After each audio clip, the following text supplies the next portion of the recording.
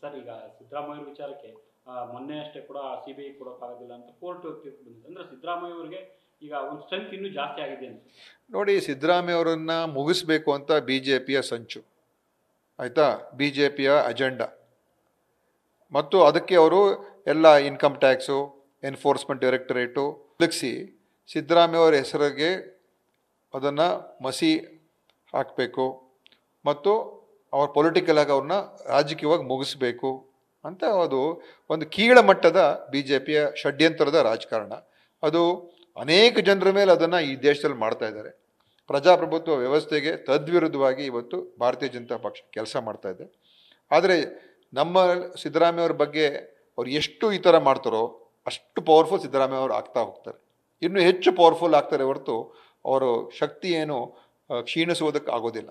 ಅದರಿಂದ BJPಯವರು ಇದನ್ನು ಕೈ ಬಿಟ್ಬಿಡ್ಬೇಕು. ಈಗಲಾದರೂ ಈ ಷಡ್ಯಂತ್ರಗಳನ್ನು ಕೈಬಿಟ್ಟು ರಾಜ್ಯಕ್ಕೆ ಹೇಗೆ ಅನುಕೂಲ ಮಾಡಿಕೊಡ್ಬೇಕು, ಕೇಂದ್ರದಿಂದ ನಮ್ಗೆ ಹೇಗೆ ರಾಜ್ಯಕ್ಕೆ ಒಳ್ಳೆಯ ಯೋಜನೆಗಳು ತರ್ತಕ್ಕಂಥದ್ದಕ್ಕೆ ಸಹಾಯ ಮಾಡಬೇಕು, ರಾಜ್ಯಕ್ಕೆ ನ್ಯಾಯ ಕೊಡಿಸೋದ್ರಲ್ಲಿ ಅವರು ಅದಕ್ಕೆ ಸಮಯ ಕೊಟ್ಟರೆ ಒಳ್ಳೇದಂತ ನಾನು ಹೇಳಕ್ಕೆ ಬಯಸ್ತೀನಿ. ಯಾಕೆ ಈಗ CM ಬದಲಾಯಿಸಬೇಕು ಅಂತ ಯಾರು ಹೇಳ್ತಾ ಇದ್ದಾರೆ? ಯಾರು ಹೇಳ್ತಾ ಇಲ್ಲ ತಾನೆ. ಯಾರು ಅಭಿಪ್ರಾಯ ಕೊಟ್ಟಿದ್ದಾರೆ? ಎಲ್ಲೂ ಇಲ್ಲ ಆ ಥರ. DCM ಅವ್ರು ಆ ಥರ ಏನಿಲ್ಲ. DCM ಅವ್ರು ಹೇಳಿರೋದು ಏನೋ ಮಾತುಕತೆ ಆಗಿದೆ, ಅದು ಹೈಕಮಾಂಡ್ ಲೆವೆಲಲ್ಲಿ ಇದೆ ಬಿಡಿ. ನಾವ್ಯಾಕೆ ಅದ್ರ ಬಗ್ಗೆ ಚರ್ಚೆ ಮಾಡಬೇಕು? ನಾವು ಅದ್ರ ಬಗ್ಗೆ ಚರ್ಚೆ ಮಾಡೋ ಅಗತ್ಯತೆ ಇಲ್ಲ. ಸಿದ್ದರಾಮಯ್ಯ ಅವರು ಇವತ್ತು ಬಲಿಷ್ಠ ನಾಯಕ, ಅನುಭವಿ ನಾಯಕ ಮತ್ತು ಕರ್ನಾಟಕವನ್ನು ಇಡೀ ದೇಶದಲ್ಲಿ ಇವತ್ತು ನಾವು ಅಭಿವೃದ್ಧಿಯಲ್ಲೂ ಮುಂದೆ ಇದ್ದೀವಿ, ಬಂಡವಾಳ ಹೂಡಿಕೆಯಲ್ಲೂ ಮುಂದೆ ಇದ್ದೀವಿ, ತೆರಿಗೆ ಕೊಡೋದ್ರಲ್ಲೂ ಮುಂದೆ ಇದ್ದೀವಿ, ಎಲ್ಲದರಲ್ಲೂ ರಾಜ್ಯ ಮುಂದೆ ಇದೆ. ಆಯಿತಾ? ಸೊ ಈ ರೀತಿ ಇದ್ದಾಗ ನಾವು ಅದ್ರ ಬಗ್ಗೆ ಬೇರೆ ಥರ ಮಾತಾಡೋದು ಅವಶ್ಯಕತೆನೇ ಇಲ್ಲ. ಪಿಯೂಷ್ ಗೋಯಲ್ ಅವರು ಮಾತಾಡಿದ್ರು, ಅದೇ ತೆರಿಗೆಯನ್ನು ಕೇಳುವಂಥದ್ದು ಕೂಡ ಸಣ್ಣತನ, ನಮಗೆ ಹೆಚ್ಚಿನ ಪಾಲು ಬರಬೇಕು ಅಂತ ಕರ್ನಾಟಕಕ್ಕೆ ಸಣ್ಣತನ. ನೋಡಿ, ಈ ಪಿಯೂಷ್ ಗೋಯಲ್ ಅವ್ರಿಗೆಲ್ಲ ಅವ್ರಿಗೆ ಈ ಥರ ಅನ್ಯಾಯ ಆದಾಗ ನಾವು ಸುಮ್ಮನೆ ಕೂತ್ಕೋಬೇಕು, ಬಾಯಿ ಮುಚ್ಕೊಂಡು ಸುಮ್ಮನೆ ಕೂತ್ಕೊಂಡಿರ್ಬೇಕು. ಅವ್ರ ಪ್ರಕಾರ ನಾವು ಅವ್ರಿಗೆ ಪ್ರಶ್ನೆ ಮಾಡಬಾರ್ದು. ನಾವು ಏನು ಅವ್ರು ಹೇಳಿದ್ದೆಲ್ಲಕ್ಕೆಲ್ಲ ಸೈ, ಅದು ಪ್ರಜಾಪ್ರಭುತ್ವ ಅಲ್ಲ.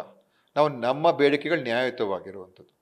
ಈಗ ಪಿಯೂಷ್ ಗೋಯಲ್ ಗೊತ್ತಾ, ನಮಗೆ ಬರ ಪರಿಹಾರ ಕೊಡದೇ ಇದ್ದಾಗ ನಾವು ಸುಪ್ರೀಂ ಕೋರ್ಟ್ಗೆ ಹೋಗಬೇಕಾಯಿತು. ಸುಪ್ರೀಂ ಕೋರ್ಟ್ ಹೇಳಿದ ಮೇಲೆ ನಿಮ್ಮ ಕೇಂದ್ರ ಸರ್ಕಾರ, ಪಿಯೂಷ್ ಗೋಯಲ್ ಸರ್ಕಾರ ನಮ್ಗೆ ದುಡ್ಡು ಕೊಟ್ಟರು. ಈ ಕೀಳಮಟ್ಟದ ರಾಜಕಾರಣ ಪಿಯೂಷ್ ಗೋಯಲ್ ಏನು ಹೇಳ್ತಾರೆ? ಘೋಷಣೆ ಆಗಿರ್ತಕ್ಕಂಥ ಅನುದಾನಗಳ ಬಜೆಟಲ್ಲಿ ನಮ್ಗೆ ಕೊಡದೇ ಹೋದಾಗ ನಾವು ಸುಮ್ಮನೆ ಕೂತ್ಕೊಂಡಿರ್ಬೇಕಾ? ಪಿಯೂಷ್ ಗೋಯಲ್ ಅವರು ಈ ಥರ ಎಲ್ಲ ಹೇಳಿಕೆಗಳು ಕೊಡೋದು ಸರಿಯಲ್ಲ. ಅಂದರೆ ಅವ್ರನ್ನ ಯಾರು ಕೇಳಲೇಬಾರ್ದು, BJPಯವ್ರನ್ನ ಕೇಳಲೇಬಾರ್ದು, ನರೇಂದ್ರ ಮೋದಿ ಕೇಳಲೇಬಾರ್ದು. ಏನು ಅವ್ರೇನು ದೇವರ? ಏನು ಈ ಪಕ್ಷ ಏನು ಇದು ನಾವೇನು ಕೇಳಿದ ತಕ್ಷಣ ನಮಗೆ ಅವ್ರಿಗೇನು ನಾವು ಅವಮಾನ ಮಾಡ್ತಾ ಇದ್ದೀವಾ? ಅವಹೇಳನೆ ಮಾಡ್ತಾ ಇದ್ದೀವಾ? ರಾಜ್ಯದ ಜನತೆ, BJPಯ ಜನನೂ ಕೂಡ ಈ ರಾಜ್ಯದಲ್ಲಿ ಇಲ್ವಾ BJPಗೆ ಬೆಂಬಲ ಮಾಡೋರು? ಸರ್, ಒಬ್ಬೊಬ್ಬರು ಸಚಿವರು ಕೂಡ ಡೆಲ್ಲಿಗೆ ಹೋಗ್ತಾರೆ. ಸತೀಶ್ ಜಾರಕಿಹೊಳಿ ಹೋಗಿದ್ದಾರೆ, ಇವತ್ತು KN ರಾಜಣ್ಣ ಹತ್ರ ಮತ್ತೆ ಪರಮೇಶ್ವರ್ ಹೋಗ್ತಾರೆ, ಬ್ಯಾಕ್ ಟು ಬ್ಯಾಕ್ ಹೋಗ್ತಾ ಇದ್ದಾರೆ. ಯಾಕೆ ಹೋಗ್ಬಾರ್ದು? ಡೆಲ್ಲಿಯಲ್ಲಿ ನಮ್ಮ ಕೇಂದ್ರ ಕಚೇರಿ ಇರೋದು, ಯಾಕೆ ಹೋಗ್ಬಾರ್ದು? ನನಗೆ ಅರ್ಥ ಆಗೋದಿಲ್ಲಪ್ಪ. ಹೋಗ್ತಾರೆ, ಮಾತಾಡ್ತಾರೆ, ಎಲ್ಲ ಬೇರೆ ಬೇರೆ ವಿಷಯಗಳು ಇರ್ತದೆ, ಎಲ್ಲ ಚರ್ಚೆಗಳಾಗ್ತಾ ಇರಬೇಕು. ನೋಡಿ, ಪ್ರಜಾಪ್ರಭುತ್ವದ ಜನತಂತ್ರ ವ್ಯವಸ್ಥೆಯಲ್ಲಿ ಎಲ್ಲರಿಗೂ ಕೂಡ ಅವರವರ ಬೇಡಿಕೆಗಳಿಗೆ ಹೇಳ್ಕೊಡೋಕೆ ಅವಕಾಶ ಇರ್ತದೆ. ನಮ್ಮ ಪಕ್ಷನೂ ಕೂಡ ಅದರಲ್ಲಿ ನಂಬಿಕೆ ಇಟ್ಕೊಂಡಿರುವಂಥದ್ದು. ಮುಂದೆ ತೀರ್ಮಾನಗಳು ಅಂತಿಮ ಹೈಕಮಾಂಡ್ ಮಾಡ್ತದೆ. ಎಲ್ಲ ಅಭಿಪ್ರಾಯ ತಗೊಳ್ತಾರೆ, ತೀರ್ಮಾನ ಅವ್ರು ಮಾಡ್ತಾರೆ. ಸರ್, ತಾವು ದೆಹಲಿಗೆ ಹೋಗಿದ್ರಿ? ನಾನಿಲ್ಲ, ನಾನು ಯಾವುದೋ ಖಾಸಗಿ ಭೇಟಿಗೆ ಹೋಗಿದ್ದೆ. ನಾನು ಯಾವುದೋ ರಾಜಕಾರಣಿಗಳನ್ನ ಯಾರನ್ನೂ ಭೇಟಿಯಾಗಲಿಲ್ಲ. ನಾನು ಒಂದು ದಿವಸ ಅಲ್ಲಿದ್ದೆ ಡೆಲ್ಲಿಯಲ್ಲಿ, ಆದರೆ ಖಾಸಗಿ ಯಾವುದೋ ಕೆಲಸ ಇತ್ತು, ಅದಕ್ಕೆ ಹೋಗಿದ್ದೆ ಹೊರತು ನಮ್ಮ ಏನು ಅಧಿಕೃತ ಟೂರು ಅಲ್ಲ, ನಮ್ಮ ಇಲಾಖೆಗೂ ಸಂಬಂಧಪಟ್ಟಿರತಕ್ಕಂಥದ್ದು ಇರಲಿಲ್ಲ, ಅಥವಾ ರಾಜಕೀಯವಾಗಿಯೂ ಕೂಡ ನಾನು ಯಾರನ್ನೂ ಭೇಟಿಯಾಗಿಲ್ಲ. ನ್ಯೂಸ್ ಫಸ್ಟ್, ನಿರ್ಭೀತಿಯಿಂದ ನಿಮ್ಮ ಪರವಾಗಿ.